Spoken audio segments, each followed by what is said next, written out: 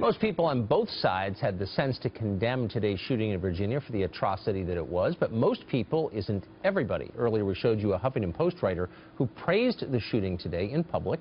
There are more people like him out there, and there are far more people who have in recent months been seduced by the lure of political violence because it's just easier and emotionally satisfying. Among them, CNN's Kathy Griffin, mock beheading the president 2 weeks ago. In New York City, New Yorkers are enjoying a take on Julius Caesar, the Shakespeare play, where a Trump lookalike is stabbed to death. Mark Steyn is an author and columnist. He's been warning about the growing acceptance of political violence on the left, and he joins us tonight. Mark, is it too simple to connect the dots between this growing rhetoric of violence and what we saw today?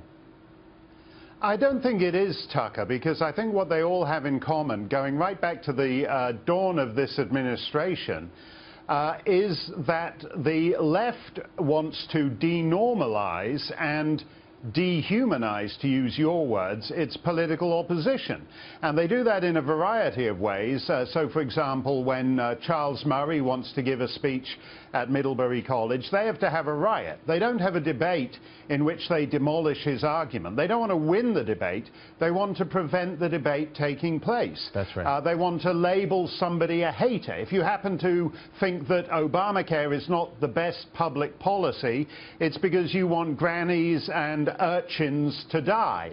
And once you do that, you're basically saying there's no form of civilized political discourse possible with your opponent, and the logic of that is that instead you riot and you beat them up, as they do at Middlebury. You poison them, as happened to Robert Spencer, who's well known to this network when he gave a speech in Iceland recently, or you open fire on them. And you make politics impossible if you do that. Because you're not debating someone who disagrees with you, you're debating someone who's immoral. It's the faithful versus the infidels. There's a religious quality to the way they approach politics. Do you notice that? Yes, I think so. And I think if you have people like the Southern Poverty Law Group, for example, which has become fabulously wealthy by labeling everyone they disagree with as a hate group. Well, if you keep calling everybody a hater, and in fact, if the raison d'etre of your organization is to call people haters, you're the hater. And I would actually like to disagree with the tone of what we've heard today, including in the last hour from Martha MacCallum and Brit Hume, when they're talking about unity and will this unity last and all the rest of it. Obviously the unity won't last because ultimately Rand Paul has very little that unites him with Bernie Sanders. We don't actually need unity. We need robust, civilized disunity, where people honestly recognize that they disagree with each other on health care, on immigration, on Islam, on transgendered bathrooms and a bazillion other things, but that doesn't make the other person a hater. And you have to, and simply put, the left has to be willing to actually engage in debate with people it disagrees with. I wonder if that reflex, the reflex to debate, is atrophying on the left. I remember liberals as kind of champion and skilled debaters. There were a lot of them when I was a kid. Now it's very hard to find one who will defend his positions. Yeah, and I think you actually get out of shape like that. I mean, if you watch these bozo imams on Al Arabiya or whatever, they talk a good talk, and then the minute they're up against some feminist Muslim from Belgium, the bozo imam is just reduced to nothing, because he's actually, he hasn't held an honest debate in his entire life.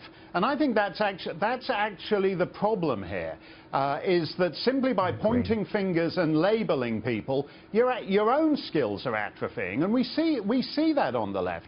But, you know, they've got to own this. It's not edgy comedy to hold up a severed head of your political opponent.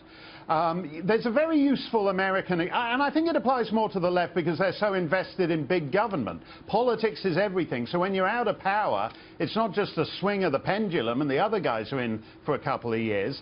It's the end of everything to you. And there's a useful American expression which always rings a little odd to my foreign ears, and that's get a life.